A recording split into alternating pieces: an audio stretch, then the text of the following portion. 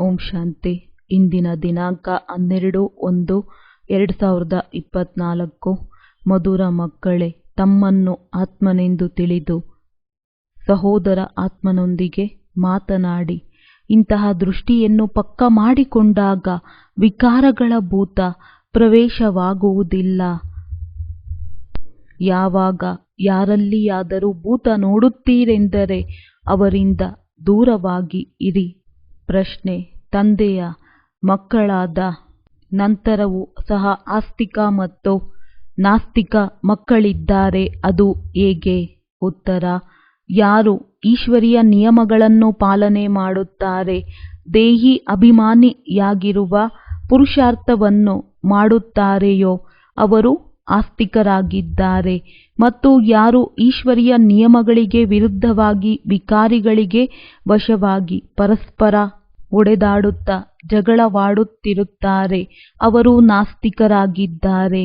ಆಸ್ತಿಕ ಮಕ್ಕಳು ದೇಹ ಸಹಿತ ದೇಹದ ಎಲ್ಲ ಸಂಬಂಧಗಳಿಂದ ಬುದ್ಧಿಯೋಗವನ್ನು ತೆಗೆದು ತಮ್ಮನ್ನು ಸಹೋದರ ಎಂದು ತಿಳಿಯುತ್ತಾರೆ. ನಾಸ್ತಿಕರು ದೇಹಾಭಿಮಾನದಲ್ಲಿರುತ್ತಾರೆ. ಓಂ ಶಾಂತಿ.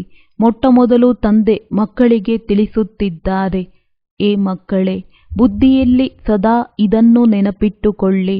ಶಿವತಂದೆಯು ನಮ್ಮ ಸುಪ್ರೀಂ ತಂದೆಯೂ ಆಗಿದ್ದಾರೆ, ಸುಪ್ರೀಂ ಶಿಕ್ಷಕನೂ ಆಗಿದ್ದಾರೆ, ಸುಪ್ರೀಂ ಸದ್ಗುರುವೂ ಆಗಿದ್ದಾರೆ.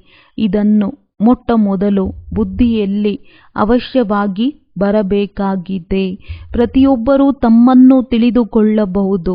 ನಮ್ಮ ಬುದ್ಧಿಯಲ್ಲಿ ಇದು ಬಂದಿದೆಯೇ ಅಥವಾ ಇಲ್ಲವೇ? ಒಂದು ವೇಳೆ ಬುದ್ಧಿಯಲ್ಲಿ ನೆನಪು ಬಂದಿತೆಂದರೆ ಆಸ್ತಿಕರು, ನೆನಪಿಗೆ ಬರಲಿಲ್ಲವೆಂದರೆ ನಾಸ್ತಿಕರು. ವಿದ್ಯಾರ್ಥಿಗಳ ಬುದ್ಧಿಯಲ್ಲಿ ಶಿಕ್ಷಕರು ಬಂದಿದ್ದಾರೆಂದು ತಕ್ಷಣ ಬರಬೇಕು. ಮನೆಯಲ್ಲಿರುವ ಕಾರಣ ಇದನ್ನು ಮರೆತು ಹೋಗುತ್ತಾರೆ. ಆ ಲೆಕ್ಕದಿಂದ ನೋಡಿದಾಗ ಕೆಲವರಷ್ಟೇ ವಿರಳವಾಗಿ ನಮ್ಮ ಸುಪ್ರೀಂ ತಂದೆಯು ಬಂದಿದ್ದಾರೆ ಎಂಬುದನ್ನು ಅರಿತುಕೊಳ್ಳುತ್ತಾರೆ. ತಂದೆಯು ಶಿಕ್ಷಕರೂ ಆಗಿದ್ದಾರೆ ಮತ್ತು ಕರೆದುಕೊಂಡು ಹೋಗುವ ಸದ್ಗುರುವೂ ಆಗಿದ್ದಾರೆ. ಇದು ನೆನಪಿಗೆ ಬಂದಾಗ ಖುಷಿಯ ನಶೆ ಏರುವುದು ಮತ್ತು ಕರೆದುಕೊಂಡು ಹೋಗುವ ಸದ್ಗುರುವೂ ಆಗಿದ್ದಾರೆ. ಇದು ನೆನಪಿಗೆ ಬಂದಾಗ ಖುಷಿಯ ನಶೆ ಏರುವುದು ಇಲ್ಲವೆಂದರೆ ತಮ್ಮದೇ ಆದ ದುಃಖ ನೋವಿನ ಪ್ರಪಂಚದ ಚೀಚಿ ಮಾತುಗಳಲ್ಲಿ ಭಿನ್ನ ಭಿನ್ನ ಆಲೋಚನೆಗಳಲ್ಲಿ ಕುಳಿತಿರುತ್ತಾರೆ. ಎರಡನೆಯದಾಗಿ ಬಹಳಷ್ಟು ಜನ ಮಕ್ಕಳನ್ನು ಕೇಳುತ್ತಾರೆ, ವಿನಾಶಕ್ಕೆ ಇನ್ನೂ ಎಷ್ಟು ಸಮಯವಿದೆ ಎನ್ನುತ್ತಾರೆ. ಅಂದಾಗ ತಿಳಿಸಿ, ಇದು ಕೇಳುವ ಮಾತಲ್ಲ. ಮೊದಲು ನಮಗೆ ಇದನ್ನು ಯಾರು ತಿಳಿಸಿದ್ದಾರೆ ಎನ್ನುವುದನ್ನು ತಿಳಿದುಕೊಳ್ಳಿ. ಮೊದಲು ತಂದೆಯ ಪರಿಚಯವನ್ನು ಅವರಿಗೆ ಕೊಡಿ. ತಿಳಿಸುವ ಅಭ್ಯಾಸವಿದ್ದಾಗ ಸರಿಯಾಗಿ ತಿಳಿಸಿಕೊಡುತ್ತೀರಿ. ಇಲ್ಲವೆಂದರೆ ಆ ಸಮಯದಲ್ಲಿ ಎಲ್ಲವನ್ನೂ ಮರೆತು ಹೋಗುತ್ತೀರಿ. ತಮ್ಮನ್ನು ಆತ್ಮನೆಂದು ತಿಳಿದು ಅನ್ಯರನ್ನು ಆತ್ಮಿಕ ದೃಷ್ಟಿಯಿಂದ ನೋಡಿ ಎಂದು ತಂದೆಯು ಬಹಳ ತಿಳಿಸುತ್ತಾರೆ. ಆದರೆ ಆ ದೃಷ್ಟಿಯು ನಿಲ್ಲುವುದಿಲ್ಲ. ರೂಪಾಯಿಯಲ್ಲಿ ಒಂದು ಆಣೆಯಷ್ಟು ಪರಿಶ್ರಮದಿಂದ ಕುಳಿತುಕೊಳ್ಳುತ್ತದೆ, ಬುದ್ಧಿಯಲ್ಲಿ ಕುಳಿತುಕೊಳ್ಳುವುದೇ ಇಲ್ಲ. ಇದೇನು ತಂದೆಯ ಶಾಪ ಕೊಡುವುದಿಲ್ಲ. ಇಲ್ಲಂತೂ ತಂದೆಯು ತಿಳಿಸುತ್ತಾರೆ, ಮಕ್ಕಳೇ, ಈ ಜ್ಞಾನವು ಬಹಳ ಉನ್ನತವಾಗಿದೆ. ರಾಜಧಾನಿಯ ಸ್ಥಾಪನೆಯಾಗುತ್ತದೆ. ಪ್ರಜೆಗಳಿಂದ ಹಿಡಿದು ರಾಜರವರೆಗೂ ಪದವಿಯನ್ನು ಪಡೆಯುತ್ತಾರೆ. ಪ್ರಜೆಗಳಿಂದ ರಾಜರಾಗುತ್ತಾರೆ. ರಾಜರು ಕೆಲವರಷ್ಟೇ ಆಗುತ್ತಾರೆ. ಉಳಿದವರು ನಂಬರ್ ವಾರ್ ಪ್ರಜೆಗಳಾಗುತ್ತಾರೆ. ಕೊನೆಯ ನಂಬರಿನವರ ಬುದ್ಧಿಯಲ್ಲಿ ಎಂದು ಯಾವುದೇ ಮಾತುಗಳು ಕುಳಿತುಕೊಳ್ಳುವುದಿಲ್ಲ.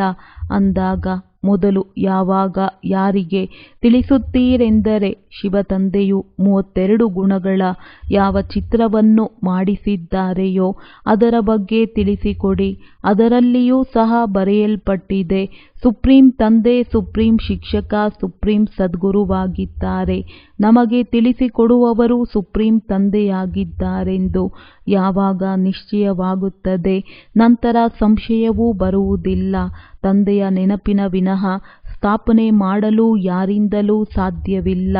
ಈಗ ರಾಜಧಾನಿಯು ಸ್ಥಾಪನೆಯಾಗುತ್ತಿದೆ ಎಂದು ನೀವು ಯಾವಾಗ ತಿಳಿಸುತ್ತೀರೋ ಆಗ ಅವರ ಬುದ್ಧಿಯಲ್ಲಿ ಇವರಿಗೆ ತಿಳಿಸುವವರು ಬೇರೆ ಯಾರೋ ಇದ್ದಾರೆಂಬುದು ಅವಶ್ಯವಾಗಿ ಬರಬೇಕು. ರಾಜಧಾನಿಯು ಸ್ಥಾಪನೆಯಾಗುತ್ತಿದೆ ಎಂದು ಯಾವುದೇ ಮನುಷ್ಯ ಮಾತ್ರರು ಹೇಳಲು ಸಾಧ್ಯವಿಲ್ಲ. ಅಂದಾಗ ಮೊಟ್ಟಮೊದಲು ತಂದೆಯ ನಿಶ್ಚಯ ಮಾಡಿಸಬೇಕು. ನಮಗೆ ಪರಮಾತ್ಮ ತಂದೆಯು ಓದಿಸುತ್ತಿದ್ದಾರೆ. ಇದು ಯಾವುದೇ ಮನುಷ್ಯರ ಮತವಲ್ಲ, ಈಶ್ವರಿಯ ಮತವಾಗಿದೆ. ಹೊಸ ಪ್ರಪಂಚವು ಅವಶ್ಯವಾಗಿ ತಂದೆಯ ಮೂಲಕವೇ ಸ್ಥಾಪನೆಯಾಗುವುದು. ಹಳೆಯ ಪ್ರಪಂಚದ ವಿನಾಶವೂ ಸಹ ತಂದೆಯ ಕರ್ತವ್ಯವೇ ಆಗಿದೆ. ಎಲ್ಲಿಯವರೆಗೆ ಈ ನಿಶ್ಚಯವಿರುವುದಿಲ್ಲವೋ ಅಲ್ಲಿಯವರೆಗೆ ಇದು ಹೇಗಾಗುತ್ತದೆ ಎಂದು ಕೇಳುತ್ತಲೇ ಇರುತ್ತಾರೆ. ಆದ್ದರಿಂದ ಮೊಟ್ಟಮೊದಲು ಶ್ರೀಮತದ ಮಾತನ್ನು ಬುದ್ಧಿಯಲ್ಲಿ ಕೂರಿಸಬೇಕು. ಆಗ ಮುಂದೆ ಅರ್ಥ ಮಾಡಿಕೊಳ್ಳುತ್ತಾರೆ. ಇಲ್ಲವೆಂದರೆ ಇದು ಮನುಷ್ಯರ ಮತವೆಂದು ತಿಳಿದುಕೊಳ್ಳುತ್ತಾರೆ. ಪ್ರತಿಯೊಬ್ಬ ಮನುಷ್ಯರ ಮತವೂ ಬೇರೆ ಬೇರೆಯಾಗಿದೆ. ಮನುಷ್ಯರ ಮತವು ಒಂದೇ ಆಗಿರಲು ಸಾಧ್ಯವಿಲ್ಲ. ಈ ಸಮಯದಲ್ಲಿ ನಿಮಗೆ ಮತ ಕೊಡುವವರು ಒಬ್ಬರೇ ಆಗಿದ್ದಾರೆ. ಅವರ ಶ್ರೀಮತದಂತೆ ನಿಯಮಪೂರ್ವಕವಾಗಿ ನಡೆಯಬೇಕು. ನಡೆಯುವುದು ಸಹ ಬಹಳ ಪರಿಶ್ರಮದ ಕೆಲಸವಾಗಿದೆ. ತಂದೆಯು ತಿಳಿಸುತ್ತಾರೆ, ಮಕ್ಕಳೇ, ಆತ್ಮ ಅಭಿಮಾನಿಗಳಾಗಿ ನಾನಾತ್ಮ ನನ್ನ ಸಹೋದರ ಆತ್ಮನೊಂದಿಗೆ ಮಾತನಾಡುತ್ತೇನೆ ಎಂದು ತಿಳಿದುಕೊಂಡಾಗ ಎಂದೂ ಜಗಳ ಕಲಹಗಳಾಗಲು ಸಾಧ್ಯವಿಲ್ಲ. ದೇಹಾಭಿಮಾನ ಬಂದರೆ ಅವರನ್ನು ತಿಳಿದುಕೊಳ್ಳಿ. ಅವರು ನಾಸ್ತಿಕರು. ಆತ್ಮಾಭಿಮಾನಿಗಳಲ್ಲವೆಂದರೆ ಅವರು ನಾಸ್ತಿಕರು. ಆತ್ಮಾಭಿಮಾನಿಗಳಾದರೆ ತಿಳಿಯಿರಿ, ಅವರು ಆಸ್ತಿಕರಾಗಿದ್ದಾರೆ. ದೇಹಾಭಿಮಾನವು ಬಹಳ ನಷ್ಟಕರವಾಗಿದೆ. ಸ್ವಲ್ಪ ಜಗಳವಾಡುತ್ತಾರೆ, ಹೊಡೆದಾಡುತ್ತಾರೆಂದರೆ ತಿಳಿದುಕೊಳ್ಳಿರಿ, ಅವರು ನಾಸ್ತಿಕರು. ತಂದೆಯನ್ನು ಅರಿತುಕೊಂಡಿಲ್ಲ. ಕ್ರೋಧದ ಭೂತವಿದೆ ಎಂದರೆ ನಾಸ್ತಿಕರೇ ಅವರು. ತಂದೆಯೇ ಮಕ್ಕಳಲ್ಲಿ ಭೂತವೆಲ್ಲಿಂದ ಬಂದಿತು ಅಂದ ಮೇಲೆ ಅವರು ಆಸ್ತಿಕರಾಗಲಿಲ್ಲ. ನಮಗೆ ತಂದೆಯಲ್ಲಿ ಬಹಳ ಪ್ರೀತಿಯಿದೆ ಎಂದು ಅವರು ಎಷ್ಟೇ ಹೇಳಲಿ, ಒಂದು ವೇಳೆ ಈಶ್ವರಿಯ ನಿಯಮಗಳಿಗೆ ವಿರುದ್ಧವಾಗಿ ಮಾತನಾಡುತ್ತಾರೆಂದರೆ ಅವರನ್ನು ರಾವಣನ ಸಂಪ್ರದಾಯದವರೆಂದು ತಿಳಿಯಬೇಕು. ದೇಹಾಭಿಮಾನದಲ್ಲಿರುತ್ತಾರೆ. ಯಾರಲ್ಲಿಯಾದರೂ ವಿಕಾರಿ ಭೂತವನ್ನು ನೋಡಿದರೆ ಅಥವಾ ಕುದೃಷ್ಟಿಯನ್ನು ನೋಡಿದರೆ ಅವರಿಂದ ದೂರವಾಗಿ ಬಿಡಬೇಕು. ಭೂತದ ಮುಂದೆ ನಿಂತೇ ಇದ್ದರೆ ಭೂತದ ಪ್ರವೇಶತೆಯಾಗಿ ಬಿಡುವುದು. ಭೂತವು ಭೂತದೊಂದಿಗೆ ಹೊಡೆದಾಡುತ್ತಿರುತ್ತದೆ. ಯಾರಲ್ಲಿಯಾದರೂ ವಿಕಾರಿ ಭೂತವು ಬಂದರೆ ಅವರು ಪೂರ್ಣ ನಾಸ್ತಿಕರು. ದೇವತೆಗಳಂತೂ ಸರ್ವಗುಣ ಸಂಪನ್ನರಾಗಿರುತ್ತಾರೆ. ಆ ಗುಣಗಳು ಇಲ್ಲವೆಂದರೆ ನಾಸ್ತಿಕರೆಂದು ಅರ್ಥ. ನಾಸ್ತಿಕರು ಆಸ್ತಿಯನ್ನು ಪಡೆಯುತ್ತಾರೆಯೇ, ಅಂಶ ಮಾತ್ರವೂ ದೋಷವಿರಬಾರದು. ಇಲ್ಲವೆಂದರೆ ಬಹಳಷ್ಟು ಶಿಕ್ಷೆಗಳನ್ನು ಅನುಭವಿಸಿ ಪ್ರಜಾ ಪದವಿಯಲ್ಲಿ ಹೋಗಬೇಕಾಗುತ್ತದೆ. ಆದ್ದರಿಂದ ಭೂತಗಳಿಂದ ದೂರವಿರಬೇಕು. ಭೂತವನ್ನು ಎದುರಿಸಲು ಹೋದರೆ ಅದು ಬಂದು ಬಿಡುತ್ತದೆ. ಎಂದೂ ಭೂತದೊಂದಿಗೆ ಎದುರಿಸಲು ಹೋಗುವುದಿಲ್ಲ. ಅಂಥವರೊಂದಿಗೆ ಹೆಚ್ಚಿಗೆ ಮಾತನಾಡಲೂಬಾರದು. ಆದ್ದರಿಂದ ತಂದೆಯು ತಿಳಿಸುತ್ತಾರೆ, ಮಕ್ಕಳೇ, ಇದು ಭೂತದ ಪ್ರಪಂಚವಾಗಿದೆ. ಎಲ್ಲಿಯವರೆಗೆ ಭೂತಗಳು ಹೋಗುವುದಿಲ್ಲವೋ ಶಿಕ್ಷೆಗಳನ್ನು ಅನುಭವಿಸಬೇಕಾಗುತ್ತದೆ. ಪದವಿಯನ್ನು ಪಡೆಯುವುದಿಲ್ಲ. ಯುದ್ಧವಂತೂ ಒಂದೇ ಆಗಿದೆ. ಆದರೆ ಇದರಿಂದ ಕೆಲವರು ರಾಜರಾಗಿ ಬಿಡುತ್ತಾರೆ, ಕೆಲವರು ಪ್ರಜೆಗಳಾಗಿ ಬಿಡುತ್ತಾರೆ. ರಾಜರ ಪ್ರಪಂಚವಿತ್ತು, ಆದರೆ ಈಗ ಪ್ರಜೆಗಳ ಪ್ರಪಂಚವಾಗಿದೆ. ಎಲ್ಲರಲ್ಲಿಯೂ ಭೂತವಿದೆ. ಆದ್ದರಿಂದ ಭೂತಗಳನ್ನು ಪೂರ್ಣ ತೆಗೆಯುವ ಪುರುಷಾರ್ಥ ಮಾಡಬೇಕು. ತಂದೆಯು ಮುರುಳಿಯಲ್ಲಿ ಬಹಳಷ್ಟು ತಿಳಿಸುತ್ತಾರೆ. ಭಿನ್ನ ಭಿನ್ನ ಪ್ರಕಾರದ ಸ್ವಭಾವದವರಿರುತ್ತಾರೆ. ಅದನ್ನು ಕೇಳಲೇಬೇಡಿ. ಪ್ರದರ್ಶನಿ ಮುಂತಾದವುಗಳಲ್ಲಿ ಮೊಟ್ಟಮೊದಲು ತಂದೆಯ ಪರಿಚಯವನ್ನು ಕೊಡಬೇಕು. ತಂದೆಯು ಎಷ್ಟೊಂದು ಪ್ರಿಯರಾಗಿದ್ದಾರೆ. ಅವರು ನಮ್ಮನ್ನು ಇಂತಹ ದೇವತೆಗಳನ್ನಾಗಿ ಮಾಡುತ್ತಾರೆ. ಮನುಷ್ಯರಿಂದ ದೇವತೆಗಳನ್ನಾಗಿ ಮಾಡಿದರು ಎಂಬ ಗಾಯನವೂ ಇದೆ. ದೇವತೆಗಳು ಸತ್ಯಯುಗದಲ್ಲಿಯೇ ಇದ್ದರು ಅಂದ ಮೇಲೆ ಅವಶ್ಯವಾಗಿ ಸತ್ಯಯುಗಕ್ಕೆ ಮೊದಲು ಕಲಿಯುಗವಿತ್ತು. ಈ ಸೃಷ್ಟಿ ಚಕ್ರದ ಜ್ಞಾನವೂ ಸಹ ನೀವು ಮಕ್ಕಳ ಬುದ್ಧಿಯಲ್ಲಿ ಈಗಷ್ಟೇ ಇದೆ. ಸತ್ಯಯುಗದಲ್ಲಿ ಈ ಜ್ಞಾನವು ದೇವತೆಗಳಲ್ಲಿಯೂ ಇರುವುದಿಲ್ಲ. ಈಗ ನೀವು ಜ್ಞಾನಪೂರ್ಣರಾಗುತ್ತೀರಿ. ಪದವಿಯು ಸಿಕ್ಕಿತೆಂದರೆ ನಂತರ ಜ್ಞಾನದ ಅವಶ್ಯಕತೆ ಇರುವುದಿಲ್ಲ. ಇವರು ಬೇಅದ್ದಿನ ತಂದೆಯಾಗಿದ್ದಾರೆ, ಯಾರ ಮೂಲಕ ನಿಮಗೆ 21 ಜನ್ಮಗಳ ಆಸ್ತಿಯೂ ಸಿಗುತ್ತದೆ. ಅಂದ ಮೇಲೆ ಇಂತಹ ತಂದೆಯನ್ನು ಎಷ್ಟೊಂದು ನೆನಪು ಮಾಡಬೇಕು. ತಂದೆಯು ಸದಾ ತಿಳಿಸುತ್ತಾರೆ, ಮಕ್ಕಳೇ, ಸದಾ ನಮಗೆ ಶಿವ ತಂದೆಯೂ ತಿಳಿಸುತ್ತಿದ್ದಾರೆ ಎಂದು ತಿಳಿಯಿರಿ. ಶಿವ ತಂದೆಯು ಈ ರಥದ ಮೂಲಕ ನಮಗೆ ಓದಿಸುತ್ತಿದ್ದಾರೆ. ಅವರು ನಮ್ಮ ತಂದೆ, ಶಿಕ್ಷಕ, ಸದ್ಗುರುವಾಗಿದ್ದಾರೆ. ಇದು ಬೇಅದ್ದಿನ ವಿದ್ಯೆಯಾಗಿದೆ. ನೀವು ಸಹ ತಿಳಿಯುತ್ತೀರಿ. ಮೊದಲು ನಾವು ತುಚ್ಛ ಬುದ್ಧಿಯವರಾಗಿದ್ದೆವು. ಈ ಕಾಲೇಜಿನ ಬಗ್ಗೆ ಯಾರಿಗೂ ಏನೂ ತಿಳಿದಿಲ್ಲ. ಆದ್ದರಿಂದ ತಿಳಿಸುವ ಸಮಯದಲ್ಲಿ ಒಳ್ಳೆಯ ರೀತಿಯಲ್ಲಿ ಮನನ ಮಾಡಿ ತಿಳಿಸಿ. ಕೃಷ್ಣನ ಮಾತೇನಿಲ್ಲ, ಇದನ್ನು ತಂದೆ ತಿಳಿಸಿದ್ದಾರೆ. ಕೃಷ್ಣನದ್ದು ಯಾವುದೇ ಚರಿತ್ರೆ ಇಲ್ಲ. ಶಿವತಂದೆಯ ವಿನಃ ಬ್ರಹ್ಮ, ವಿಷ್ಣು, ಶಂಕರರದ್ದು ಚರಿತ್ರೆ ಇಲ್ಲ. ಒಬ್ಬ ತಂದೆಯದೇ ಆಗಿದೆ. ಯಾರು ಮನುಷ್ಯರಿಂದ ದೇವತೆಗಳನ್ನಾಗಿ ಮಾಡುತ್ತಾರೆ, ವಿಶ್ವವನ್ನು ಸ್ವರ್ಗವನ್ನಾಗಿ ಮಾಡುತ್ತಾರೆ. ನೀವು ಅಂತಹ ತಂದೆಯ ಶ್ರೀಮತದಂತೆ ನಡೆಯುತ್ತೀರಿ. ತಂದೆಗೆ ಸಹಯೋಗಿಗಳಾಗಿದ್ದೀರಿ. ತಂದೆಯು ಇಲ್ಲವೆಂದರೆ ನಿಮಗೆ ಏನನ್ನೂ ಮಾಡಲು ಸಾಧ್ಯವಿಲ್ಲ. ನೀವೀಗ ನಯಾ ಪೈಸೆಗೂ ಬೆಲೆ ಇಲ್ಲದವರಿಂದ ಬಹಳ ಬೆಲೆಯುಳ್ಳವರಾಗುತ್ತಿದ್ದೀರಿ. ನಂಬರ್ ವಾರ್ ಪುರುಷಾರ್ಥದನುಸಾರ ಎಲ್ಲವನ್ನೂ ಅರಿತಿದ್ದೀರಿ ಅಂದಾಗ ಮೊಟ್ಟ ಮೊದಲನೆಯದು ತಂದೆಯ ಪರಿಚಯವಾಗಿದೆ. ಕೃಷ್ಣನಂತೂ ಚಿಕ್ಕ ಮಗುವಾಗಿದ್ದಾನೆ. ಸತ್ಯಯುಗದಲ್ಲಿ ಕೃಷ್ಣನ ಬೇಅದ್ದಿನ ರಾಜಧಾನಿ ಇರುತ್ತದೆ.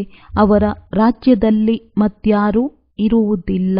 ಆದರೆ ಈಗಂತೂ ಕಲಿಯುಗವಾಗಿದೆ. ಎಷ್ಟೊಂದು ಧರ್ಮಗಳಿವೆ. ಇದೊಂದೇ ಆದಿ ಸನಾತನ ದೇವಿ ದೇವತಾ ಧರ್ಮವು ಯಾವಾಗ ಸ್ಥಾಪನೆಯಾಯಿತು ಎಂಬುದು ಸಹ ಯಾರ ಬುದ್ಧಿಯಲ್ಲಿಯೂ ಇಲ್ಲ. ನೀವು ಮಕ್ಕಳ ಬುದ್ಧಿಯಲ್ಲಿಯೂ ಸಹ ನಂಬರ್ ವಾರ್ ಪುರುಷಾರ್ಥದನುಸಾರವಾಗಿ ಇದೆ ಅಂದಾಗ ಮೊದಲು ತಂದೆಯ ಮಹಿಮೆಯ ಬಗ್ಗೆ ಬಹಳ ಚೆನ್ನಾಗಿ ತಿಳಿಸಬೇಕು. ನಮಗೆ ಗೊತ್ತಿದೆ, ಅವಶ್ಯವಾಗಿ ತಂದೆಯಿಂದ ನಮಗೆ ಪರಿಚಯ ಸಿಕ್ಕಿದೆ. ತಂದೆಯು ತಿಳಿಸುತ್ತಾರೆ, ನಾನೇ ಸರ್ವರ ಸದ್ಗತಿದಾತನಾಗಿದ್ದೇನೆ. ಕಲ್ಪ ಕಲ್ಪವೂ ನಾನು ನೀವು ಮಕ್ಕಳಿಗೆ ಸಲಹೆ ನೀಡುತ್ತೇನೆ. ತಮ್ಮನ್ನು ಆತ್ಮನೆಂದು ತಿಳಿಯಿರಿ ಮತ್ತು ನೆನಪು ಮಾಡಿ. ಆಗ ಪತಿತ ಆತ್ಮವು ಪಾವನವಾಗಿ ಬಿಡುವುದು. ಆತ್ಮಾಭಿಮಾನಿ ಭವ. ಅನ್ಯರನ್ನು ಆತ್ಮನೆಂದು ತಿಳಿಯುವುದರಿಂದ ನಿಮಗೆ ಕುದೃಷ್ಟಿಯೂ ಬರುವುದಿಲ್ಲ. ಆತ್ಮವೇ ಶರೀರದ ಮೂಲಕ ಕರ್ಮ ಮಾಡುತ್ತದೆ. ನಾವು ಆತ್ಮರಾಗಿದ್ದೇವೆ, ಇವರು ಆತ್ಮನಾಗಿದ್ದಾರೆ ಎಂಬುದನ್ನು ಪರಿಪಕ್ವ ಮಾಡಿಕೊಳ್ಳಬೇಕು. ಏಕೆಂದರೆ ನಿಮಗೆ ಗೊತ್ತಿದೆ, ನಾವು ಮೊದಲು 100% ಪಾವನರಾಗಿದ್ದೆವು, ನಂತರ ಪತಿತರಾದೆವು. ತಂದೆಯೇ ಬನ್ನಿ ಎಂದು ಆತ್ಮವೇ ಕರೆಯುತ್ತದೆ. ಆತ್ಮದ ಅಭಿಮಾನವು ಪಕ್ಕಾ ಇರಬೇಕು. ಮತ್ತೆಲ್ಲ ಸಂಬಂಧಗಳನ್ನು ಮರೆತು ಹೋಗಬೇಕು. ನಾವಾತ್ಮರು ಮಧುರ ಮನೆಯ ನಿವಾಸಿಗಳಾಗಿದ್ದೇವೆ. ಪಾತ್ರವನ್ನಭಿನಯಿಸಲು ಇಲ್ಲಿಗೆ ಬಂದಿದ್ದೇವೆ. ಇದನ್ನು ಸಹ ನೀವು ಮಕ್ಕಳು ತಿಳಿಯುತ್ತೀರಿ. ನಿಮ್ಮಲ್ಲಿಯೂ ನಂಬರ್ ವಾರ್ ಆಗಿ ಕೆಲವರಿಗೆ ಮಾತ್ರವೇ ನೆನಪಿರುತ್ತದೆ. ಭಗವಂತನು ಓದಿಸುತ್ತಿದ್ದಾರೆಂದು ಎಷ್ಟೊಂದು ಖುಷಿ ಇರಬೇಕು. ಸ್ವಯಂ ಭಗವಂತ ನಮ್ಮ ತಂದೆಯೂ ಆಗಿದ್ದಾರೆ, ಶಿಕ್ಷಕನೂ ಆಗಿದ್ದಾರೆ, ಸದ್ಗುರುವೂ ಆಗಿದ್ದಾರೆ. ನಾವು ಅವರ ವಿನಃ ಬೇರೆ ಯಾರನ್ನೂ ನೆನಪು ಮಾಡುವುದಿಲ್ಲವೆಂದು ನೀವು ಹೇಳುತ್ತೀರಿ. ತಂದೆಯು ತಿಳಿಸುತ್ತಾರೆ, ಮಕ್ಕಳೇ, ದೇಹ ಸಹಿತ ದೇಹದ ಎಲ್ಲ ಸಂಬಂಧಗಳನ್ನು ಬಿಟ್ಟು ನನ್ನೊಬ್ಬನನ್ನೇ ನೆನಪು ಮಾಡಿ. ತಾವೆಲ್ಲ ಆತ್ಮರು ಸಹೋದರರಾಗಿದ್ದೀರಿ. ಇದನ್ನು ಕೆಲವರು ಒಪ್ಪುತ್ತಾರೆ, ಇನ್ನು ಕೆಲವರು ಒಪ್ಪದಿರಲೂಬಹುದು. ಅವರು ನಾಸ್ತಿಕರೆಂದು ತಿಳಿಯಿರಿ. ನಾವು ಶಿವತಂದೆಯ ಮಕ್ಕಳಾಗಿದ್ದೇವೆಂದರೆ ಪಾವನರಾಗಬೇಕು. ಬಾಬಾ ಬಂದು ನಮ್ಮನ್ನು ಪಾವನ ವಿಶ್ವದ ಮಾಲೀಕರನ್ನಾಗಿ ಮಾಡಿ ಎಂದು ತಂದೆಯನ್ನು ಕರೆಯುತ್ತಾರೆ. ಸತ್ಯಯುಗದಲ್ಲಂತೂ ಪಾವನರಾಗುವ ಮಾತೇ ಬರುವುದಿಲ್ಲ. ಅಂದಾಗ ಮೊದಲು ಇದನ್ನು ತಿಳಿಯಿರಿ, ಇವರು ಶಿವತಂದೆಯಾಗಿದ್ದಾರೆ. ಇವರಿಂದ ಹೊಸ ಪ್ರಪಂಚವು ಸ್ಥಾಪನೆಯಾಗುತ್ತದೆ. ಒಂದು ವೇಳೆ ವಿನಾಶವು ಯಾವಾಗ ಪ್ರಾರಂಭವಾಗುತ್ತದೆ ಎಂದು ಕೇಳಿದರೆ ತಿಳಿಸಿಕೊಡಿ. ಮೊದಲು ತಂದೆಯನ್ನು ತಿಳಿದುಕೊಳ್ಳಿ. ತಂದೆಯನ್ನು ತಿಳಿದುಕೊಳ್ಳುವ ಹೊರತು ನಂತರದ ಮಾತು ಹೇಗೆ ಬುದ್ಧಿಯಲ್ಲಿ ಬರುತ್ತದೆ? ನಾವು ಸತ್ಯ ತಂದೆಯ ಮಕ್ಕಳು, ಸತ್ಯವನ್ನೇ ಹೇಳುತ್ತೇವೆ. ನಾವು ಯಾವುದೇ ಮನುಷ್ಯರ ಮಕ್ಕಳಲ್ಲ, ಶಿವತಂದೆಯ ಮಕ್ಕಳಾಗಿದ್ದೇವೆ. ಭಗವಾನುವಾಚ, ಯಾರೆಲ್ಲ ಸಹೋದರ ಆತ್ಮಗಳ ತಂದೆಯಾಗಿದ್ದಾರೆಯೋ ಅವರನ್ನು ಭಗವಂತನೆಂದು ಕರೆಯಲಾಗುತ್ತದೆ. ಮನುಷ್ಯರು ತಮ್ಮನ್ನು ಭಗವಂತನೆಂದು ಹೇಳಿಕೊಳ್ಳಲು ಸಾಧ್ಯವಿಲ್ಲ. ಭಗವಂತನು ನಿರಾಕಾರನಾಗಿದ್ದಾರೆ. ಅವರೇ ತಂದೆ, ಶಿಕ್ಷಕ, ಸದ್ಗುರುವಾಗಿದ್ದಾರೆ. ಯಾವುದೇ ಮನುಷ್ಯರು ತಂದೆ, ಶಿಕ್ಷಕ, ಸದ್ಗುರುವಾಗಲು ಸಾಧ್ಯವಿಲ್ಲ ಮತ್ತು ಯಾವುದೇ ಮನುಷ್ಯರು ಮನುಷ್ಯರ ಸದ್ಗತಿ ಮಾಡಲು ಸಾಧ್ಯವಿಲ್ಲ. ಭಗವಂತನಾಗಲಾರರು. ತಂದೆಯು ಪತಿತ ಪಾವನನಾಗಿದ್ದಾರೆ. ರಾವಣನು ಪತಿತರನ್ನಾಗಿ ಮಾಡುತ್ತಾನೆ. ಉಳಿದವರೆಲ್ಲರೂ ಭಕ್ತಿಯ ಗುರುಗಳಾಗಿದ್ದಾರೆ. ಇದು ಸಹ ನಿಮಗೆ ಗೊತ್ತಿದೆ. ಯಾರು ಇಲ್ಲಿಗೆ ಬರುತ್ತಾರೆಯೋ ಅವರು ಆಸ್ತಿಕರಂತೂ ಆಗುತ್ತಾರೆ. ಬೇಅದ್ದಿನ ತಂದೆಯ ಬಳಿಗೆ ಬಂದು ಇವರು ನಮ್ಮ ತಂದೆ, ಶಿಕ್ಷಕ, ಗುರುವಾಗಿದ್ದಾರೆಂದು ನಿಶ್ಚಯ ಮಾಡಿಕೊಳ್ಳುತ್ತಾರೆ. ಯಾವಾಗ ದೈವಿ ಗುಣಗಳು ಸಂಪೂರ್ಣವಾಗಿ ಬಂದು ಬಿಡುತ್ತದೆಯೋ ಆಗ ಯುದ್ಧವು ಪ್ರಾರಂಭವಾಗುವುದು. ಸಮಯದನುಸಾರ ಈಗ ಕರ್ಮಾತೀತ ಸ್ಥಿತಿಯನ್ನು ತಲುಪುತ್ತಿದ್ದೇವೆಂದು ತಾವು ತಿಳಿದುಕೊಳ್ಳುವಿರಿ. ಈಗ ಆ ಕರ್ಮಾತೀತ ಸ್ಥಿತಿಯನ್ನು ಎಲ್ಲಿ ತಲುಪಿದ್ದೀರಿ? ಇನ್ನೂ ಬಹಳ ಕೆಲಸವಿದೆ. ಅನೇಕರಿಗೆ ತಂದೆಯ ಸಂದೇಶವನ್ನು ಕೊಡಬೇಕಾಗಿದೆ. ತಂದೆಯಿಂದ ಆಸ್ತಿಯನ್ನು ಪಡೆದುಕೊಳ್ಳಲು ಎಲ್ಲರಿಗೂ ಅಧಿಕಾರವಿದೆ. ಈಗ ಬಹಳ ಜೋರಾಗಿ ಯುದ್ಧವೂ ಆಗಲಿದೆ. ನಂತರ ಈ ಆಸ್ಪತ್ರೆ, ವೈದ್ಯರು ಮುಂತಾದವರ್ಯಾರೂ ಇರುವುದಿಲ್ಲ. ತಂದೆಯು ಮಕ್ಕಳಿಗೆ ಸನ್ಮುಖದಲ್ಲಿ ತಿಳಿಸುತ್ತಿದ್ದಾರೆ, ಮಕ್ಕಳೇ, ನೀವಾತ್ಮರು ಶರೀರದ ಮೂಲಕ 84 ಜನ್ಮಗಳ ಪಾತ್ರವನ್ನಭಿನಯಿಸುತ್ತೀರಿ. ಕೆಲವರದ್ದು 70-80 ಜನ್ಮಗಳು ಆಗಿರಬಹುದು. ಆದರೆ ಎಲ್ಲರೂ ಹೋಗಬೇಕಾಗಿದೆ. ವಿನಾಶವೂ ಆಗಲೇಬೇಕಾಗಿದೆ. ಅಪವಿತ್ರ ಆತ್ಮರು ಹೋಗಲು ಸಾಧ್ಯವಿಲ್ಲ. ಆದ್ದರಿಂದ ಪಾವನರಾಗಲು ತಂದೆಯನ್ನು ಅವಶ್ಯವಾಗಿ ನೆನಪು ಮಾಡಬೇಕು. ಪರಿಶ್ರಮವೂ ಇದೆ. 21 ಜನ್ಮಗಳಿಗಾಗಿ ಸ್ವರ್ಗವಾಸಿಗಳಾಗಬೇಕಾಗಿದೆ. ಅಂದಾಗ ಇದು ಕಡಿಮೆ ಮಾತೇನೋ? ಮನುಷ್ಯರು ಇಂಥವರು ಸ್ವರ್ಗವಾಸಿಗಳಾದರು ಎಂದು ಹೇಳುತ್ತಾರೆ. ಅರೆ, ಸ್ವರ್ಗವೆಲ್ಲಿದೆ? ಮನುಷ್ಯರು ಏನನ್ನೂ ತಿಳಿದುಕೊಂಡಿಲ್ಲ. ಸ್ವಯಂ ಭಗವಂತನೇ ನಮಗೆ ಓದಿಸುತ್ತಾರೆ, ನಮ್ಮನ್ನು ವಿಶ್ವದ ಮಾಲೀಕರನ್ನಾಗಿ ಮಾಡುತ್ತಾರೆಂದು. ನಿಮಗೆ ಬಹಳ ಖುಷಿ ಇರಬೇಕು. ಖುಷಿಯು 2 ಪ್ರಕಾರವಾಗಿರುತ್ತದೆ. ಒಂದು ಸ್ಥಾಯಿ ಖುಷಿ, ಅಲ್ಪಕಾಲದ ಖುಷಿ. ಓದುವುದಿಲ್ಲ, ಅನ್ಯರಿಗೆ ಓದಿಸುವುದಿಲ್ಲವೆಂದರೆ ಖುಷಿ ಎಲ್ಲಿರುತ್ತದೆ? ಆಸುರಿ ಗುಣಗಳನ್ನು ಓಡಿಸಬೇಕು. ತಂದೆಯು ಬಹಳಷ್ಟು ತಿಳಿಸುತ್ತಾರೆ. ಕರ್ಮಭೋಗವೂ ಸಹ ಬಹಳ ಇದೆ. ಎಲ್ಲಿಯವರೆಗೆ ಕರ್ಮಭೋಗವಿದೆಯೋ ಇದು ಚಿಹ್ನೆಯಾಗಿದೆ. ಇನ್ನೂ ಕರ್ಮಾತೀತ ಸ್ಥಿತಿಯಾಗಿಲ್ಲ. ಈಗ ಬಹಳ ಪರಿಶ್ರಮ ಪಡಬೇಕಾಗಿದೆ. ಯಾವುದೇ ಮಾಯೆಯ ಬಿರುಗಾಳಿ ಬರದಿರಲಿ. ಮಕ್ಕಳಿಗೆ ಈ ನಿಶ್ಚಯವಿದೆ, ತಂದೆಯು ನಮ್ಮನ್ನು ಅನೇಕ ಬಾರಿ ಮನುಷ್ಯರಿಂದ ದೇವತೆಗಳನ್ನಾಗಿ ಮಾಡಿದ್ದಾರೆ.